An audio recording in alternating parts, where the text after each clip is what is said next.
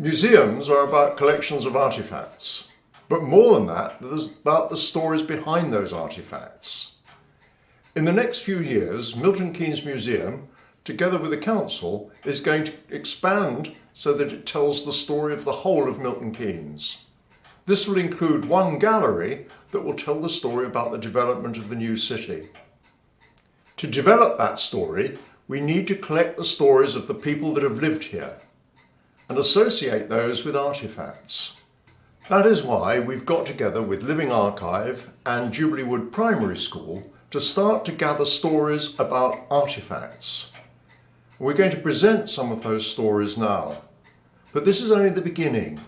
We really want to encourage everybody, because everybody has a story to tell, to think of a story, an associated artifact, and get in touch with us so that we can build up a collection that will be worthy of Milton Keynes when we open the new gallery.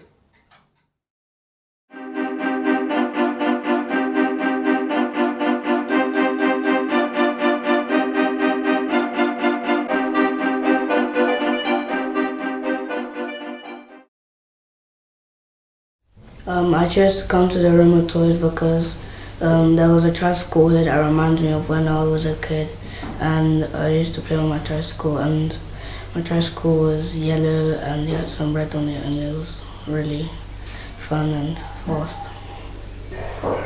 It was me who enjoyed riding a tricycle because my brother was always busy doing some work, and my little brother wasn't born by then, so I was the only one that enjoyed riding a tricycle.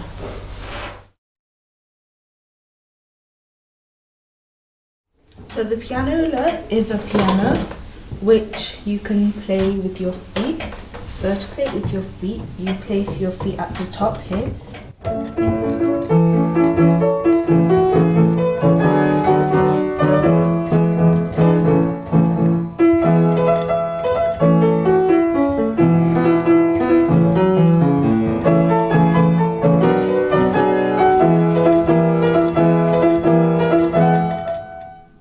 I play the pianola with your feet, and I can also work with the piano to play with your hands.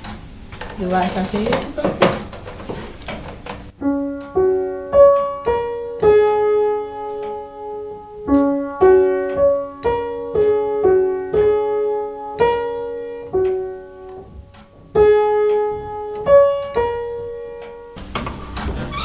Here you have these, and what you can also do, the pianola is a bit like a vacuum, so the notes here, it tries to get air, so when it moves, the air comes in and it makes the note sound. And also, you can go at a normal speed, a silent speed, and you can rewind to the beginning, and this here tells the needle which speed you want it to go at. The pianola reminds me of playing the piano for my parents at our house because we have our own piano, and it makes me feel happy as well. The thing that brings me to this room is the piano, and how on my 8th Christmas present my mum bought me a piano that I really enjoyed playing. I never actually thought that she knew that I played piano, but it was nice to see that how my parents cared about what I'd done, and it just makes me happy every time I look at a piano. When I opened my present, I felt really happy, and now I'm older, and when I look back to it, it seems really different than how I play piano, because I actually enjoy playing something else now. But when I look back to it, I really feel happy.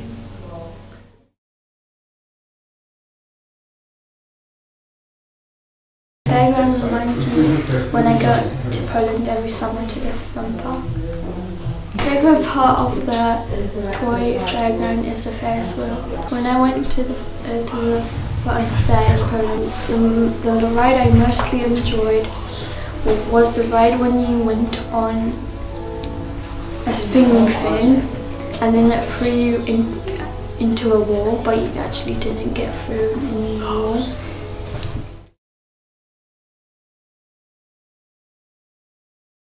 The grandfather clock is made out of wood, brass and gold plating.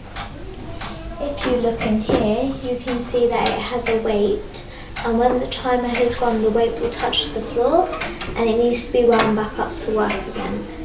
You tell what time it is by looking at the hand on the clock. There is only one hand, so you have to look at the 4 little spikes that are here, which tell between the roughly minute, and the one that sticks out is pointing to the actual hour.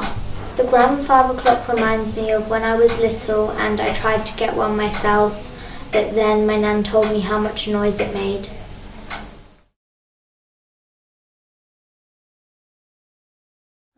My great-granddad went to school in Victorian times, and he told me about his school. If the children were naughty, the teachers would hit them with the cane, or if they were fiddling with their hair or fingers or something, the teachers would put their fingers in finger stops to help them stop fiddling. If I had my fingers in the finger stops, I'd feel pretty angry with myself for fiddling.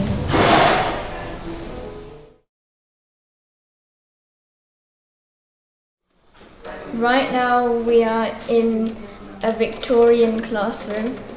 If you look around, there are like dull colours, but if you go to the classrooms that we have now, everything will be colourful and there'll be lots of displays and things like that.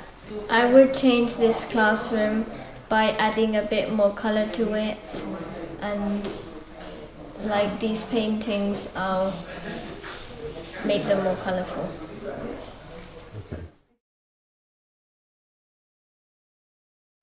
I'm in a Victorian classroom and it's really dull.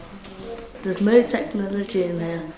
Well, in my classroom, there would have been a lot of technology. There would have been interactive whiteboards and stuff like that. But in here, so it's just a blackboard and some desks. Do you remember going to the playground? I like how it's not just you stand up and look at something, you can actually pick up the phones and see what they're like and how they worked, and it's more interactive than just looking. The phones in the telephone room are more, they had loads of wires and they didn't work like the ones today, and today we have touchscreen phones and wireless ones and lots of different types nowadays than they did before.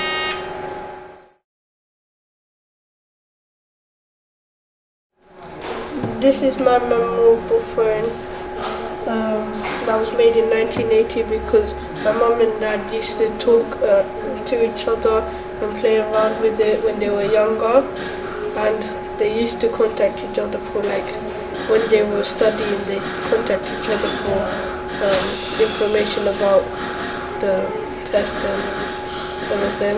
And they started developing their love.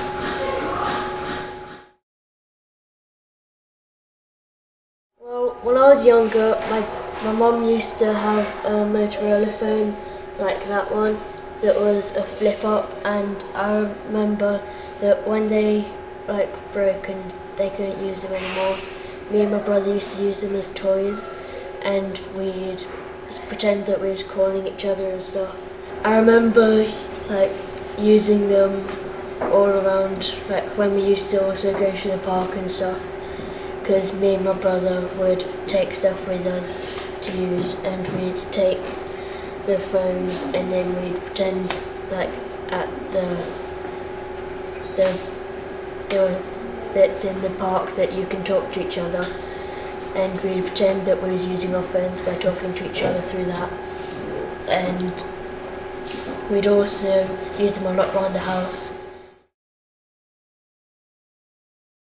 The reason I like this tram car is because it dates all the way back to 1887 till 1926, and I like its history because objects of history fascinate me, but I also like how it was found, because the way they found it is it was a shed, and I just found that a bit funny, so that's why I like it.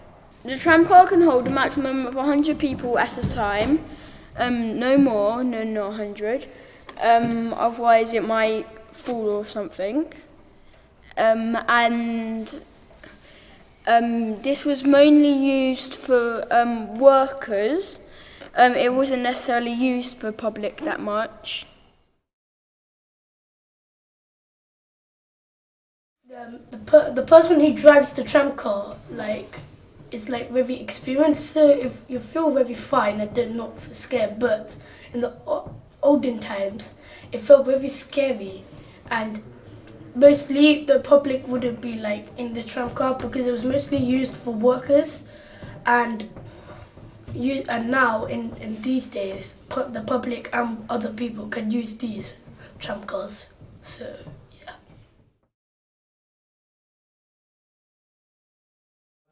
This is a cabinet of Jacob & Co.'s biscuits that have biscuits that are sold today and that were sold ages ago. I chose this because it reminded me of my parents and my friends, because we eat many of these today and they did back then as well. Just like these digestives I've eaten today and my parents usually do a lot. My favourite are the bourbons down here that I have eaten today as well, and my parents probably have.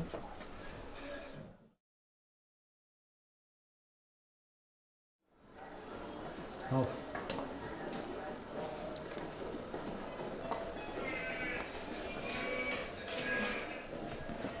I come from Italy, and in Italy they used to have small shops like this, but they don't have it now anymore because it's getting modern, and they used to cook their own food then, but now they just buy the food. They only sell in here they sell chocolate, biscuits. They don't sell bread, eggs and meat and milk, because they used to make their own bread, and they used to have cows and chickens that made their eggs and milk, and they used to go to a special shop to buy their meat.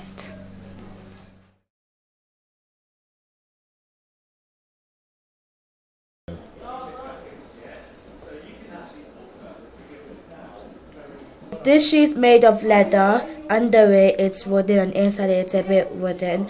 There's a place to put your laces in, and it's really good for walking in if you look at here. And it's really good because it was made with just one person. Then they made shoes with two, and only one person made the shoes, and it took a really long time to make it. But now they make it in big factories where they all work together, and then they make it quickly, and sometimes it takes about a short time to make shoes now, but then it took about 1 day or 2 days. I buy shoes in the city centre, and it's different because it's not wooden like this, and it's comfy, and it's made of different things like rubber and leather and plastic and stuff, and I really appreciate the people who make our shoes. Otherwise, if we didn't have any shoes, our feet would be on the ground and our feet would be really sore from running and walking on the pavements.